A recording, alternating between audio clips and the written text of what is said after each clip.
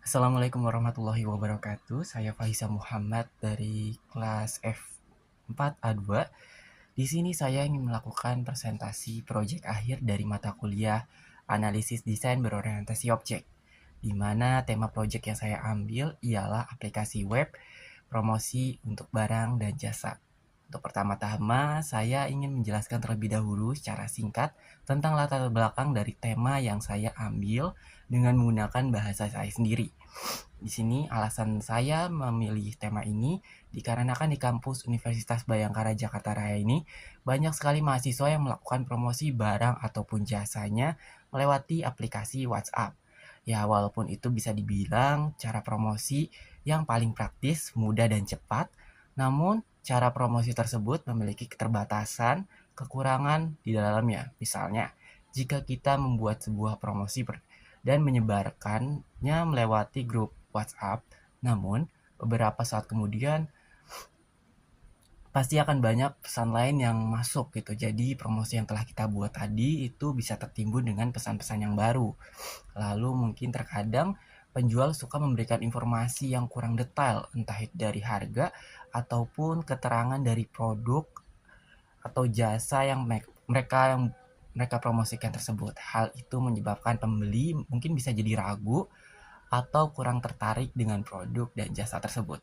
Oleh karena itu, di sini saya memilih tema ini untuk memberikan sebuah solusi dari masalah yang saya sebutkan sebelumnya, di mana dengan aplikasi ini promosi yang sudah dibuat tidak akan hilang dan memiliki informasi yang detail, sehingga memungkinkan pembeli bisa mencari pro, produk tersebut kapanpun dan tertarik untuk membeli produk atau jasa tersebut. Gitu. Oke, selanjutnya di sini mungkin saya akan memberikan penjelasan mengenai sistem berjalan dari aplikasi web saya, di mana dimulai dari dari sisi penjual, di mana penjual mulai mengupload promosi untuk barang dan jasa mereka di grup WhatsApp. Lalu WhatsApp akan memproses pesan. Dari sisi pembeli akan menerima notifikasi pesan, lalu melihat pesanan tersebut, pesan promosi tersebut. Lalu di sini ada decision note. Jika pembeli tertarik dengan promosi tersebut, mereka akan melakukan chatting dengan penjual, melakukan proses pembayaran. Lalu WhatsApp sendiri akan memproses pesan dan penjual akan menerima pesanan. Langsung mengemas produk, mengirimkan barang atau jasa ke pembeli, di mana pembeli juga akan menerima barang atau pesan yang telah mereka pesan, lalu ke final state. Lalu di sini sendiri, apabila pembeli tidak tertarik, selanjutnya pembeli tidak akan memesan, namun langsung ke final state-nya. Selanjutnya di sini juga mungkin saya akan menjelaskan bagaimana sistem usulan dari aplikasi saya. Dimulai dari sisi penjual, di mana penjual harus mengisi profil atau biodata melengkapi seperti nama tokonya ataupun biodata lainnya yang diperlukan. Lalu dari sisi penjual juga harus mengupload produk. Sistem sendiri akan menyimpan dan memproses produk tersebut. Lalu dari sisi pembeli membuka aplikasi, lalu mengisi profil untuk melengkapi biodata mereka. Lalu selanjutnya adalah memilih kategori produk di menu kategori nanti yang ada di user interface-nya. Lalu di sini juga ada decision note yang dimana apabila pembeli tertarik, maka mereka akan memesan produk, melakukan proses pembayaran, dan sistem akan memproses pesanan tersebut.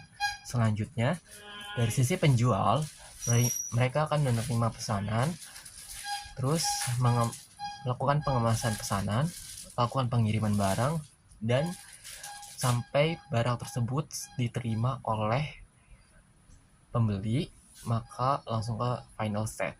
Apabila pembeli tidak tertarik dengan barang tersebut, maka mereka tidak akan memesan, namun langsung ke final step.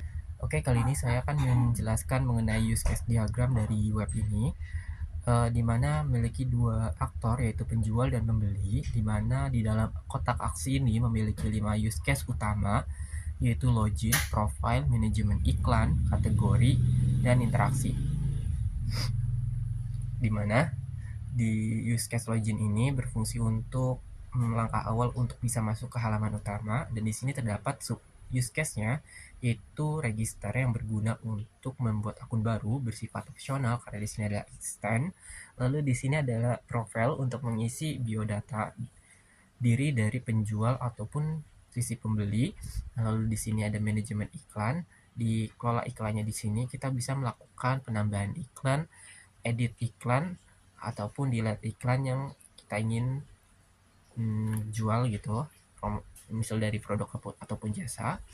Lalu di sini di kategori ini, di user kategori, di sini daftar kategori, di sini kita bisa penjual maupun pembeli itu bisa melihat berbagai macam promosi atau iklan yang sudah dibuat oleh penjual sebelumnya.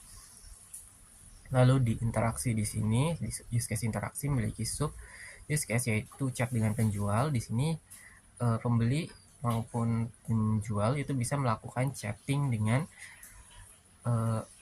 penjual lainnya, dimana di sini ada include. Apabila memencet salah satu akunnya, maka akan langsung dialihkan ke dalam halaman room chat. Nah, di sini juga ada sub use case yang berbentuk ranjang, berguna untuk menyimpan list promosi atau list iklan yang sudah kita pencet sebelumnya di daftar kategori. Apabila tertarik iklannya, maka akan langsung masuk ke keranjang. Nah, misal kita melakukan pembelian, maka akan langsung di-include ke use case pembayaran. Nah, di sini juga ada riwayat transaksi yang berguna untuk melihat riwayat transaksi kita. Nah, di sini saya hanya menjelaskan berfokus pada use case interaksi bagian chat dengan penjual. Oke, langsung saja di sini kita akan melakukan ke diagram activity dari chatnya ini. Nah, di sini terdapat dua aksi. Di sini ada pembeli dan penjual. Dimulai dari pembeli atau penjual melakukan login. Lalu setelah selesai login, maka sistem akan menampilkan halaman profile. Jadi setiap login benar, maka akan melakukan penampilan halaman profile. Nah, lalu secara manual, pembeli atau penjual harus memilih menu interaksi lalu ke menu chat dengan penjual. Maka sistem akan menampilkan daftar chat penjualnya gitu, berbagai macam daftar chat penjual. Lalu nanti secara manual kembali, pembeli atau penjual harus memilih salah satu akun dari chat penjual tersebut. Nanti sistem akan menampilkan room chatnya itu, mengalihkanlah ke room chatnya. Lalu pembeli dan penjual bisa langsung melakukan chatting dan ke final step. Oke, selanjutnya di sini adalah memberikan penjelasan mengenai use sequence diagram. Di sini terdapat pembeli atau penjual, di mana mereka bisa mengakses menu interaksi. Di sini ada boundary-nya, di mana halaman akan menampilkan menu interaksi. Lalu si boundary ini akan meminta data ke DB user, di mana di sini ada suatu prosesnya terlebih dahulu. Di proses ini akan melakukan proses pengambilan data dari DB user, lalu DB user akan mengembalikan ke boundary atau tampilan halaman menu interaksi. Nanti di sini di nomor 10 ini, maka data tersebut akan ditampilkan ke pembeli atau penjual. Nah, sekarang di 18 ini, pembeli atau penjual bisa memilih salah satu akun dari halaman menu interaksi ini, lalu akan mengalihkan dari satu akun tersebut ke dalam room chat, sehingga mereka bisa langsung melakukan chatting antara penjual dengan pembeli. Oke, di sini akan menjelaskan mengenai class diagram dari lebih tepatnya di use case chat penjual. Nah, di sini di use case-nya memiliki atribut nama penjual, lalu dengan tipe data string, nomor telepon dengan tipe data string, alamat dengan tipe data karakter, dan nama toko itu dengan tipe data string. Di sini memiliki sebuah hubungan dengan profile dengan garis composition. Jadi ini chat penjual ini sangat tergantung dengan class diagram dari si profile ini. Jadi kalau tidak ada profile ini, maka si data-data di chat penjual ini seperti nama akunnya dan sebagainya tuh tidak akan muncul gitu. Selanjutnya di sini saya akan menjelaskan mengenai state diagram untuk aplikasi web di sini. Nah, di sini lebih tepatnya untuk use case chat.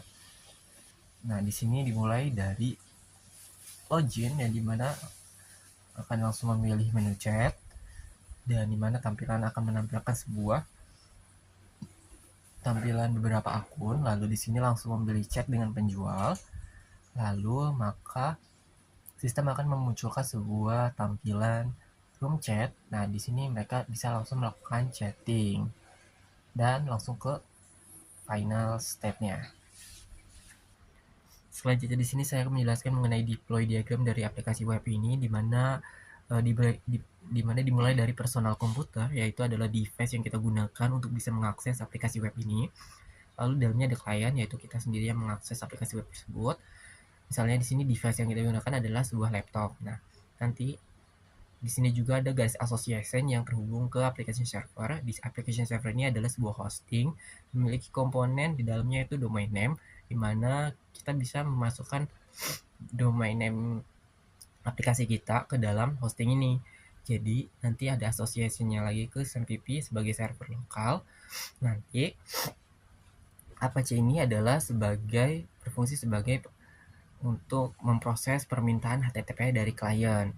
Nah, MySQL ini berfungsi untuk menyimpan sebuah informasi seperti profil, transaksi, dan sebagainya. Nah, database di sini berfungsi untuk menyimpan sebuah tabel-tabel seperti tabel user, tabel keranjang, tabel transaksi, dan lain sebagainya. Selanjutnya, saya di sini akan menjelaskan tentang IRM dari use case chat di sini. Nah, di sini karena kan use case chat di sini itu mengambil sebuah database dari user, itu sama aja. Maka di sini itu mengambil data ID, terdapat sebuah kolom ID user, nama user, alamat user, nama toko, dan juga nomor telepon dari user atau pembelinya gitu. Pembeli atau penjualnya gitu. Nah, untuk IRD-nya di sini di mana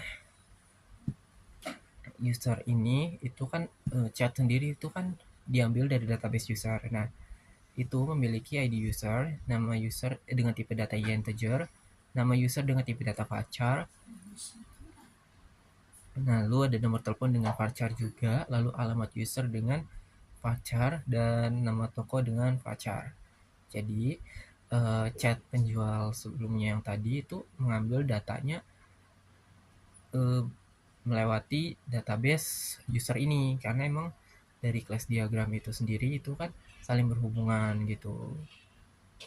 Nah, di sini saya akan melakukan demonstrasi untuk tampilan UI-nya dari aplikasi ini. Di sini terdapat halaman login. Di sini user bisa melakukan pengisian informasi.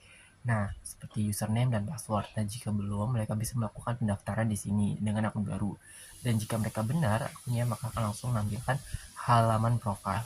Nah, secara manual, mereka harus mengklik sendiri ke halaman chat dengan penjual. Nah, di sini akan memunculkan banyak dari akun-akun penjual-penjual lainnya. Nah, di sini mereka bisa cari.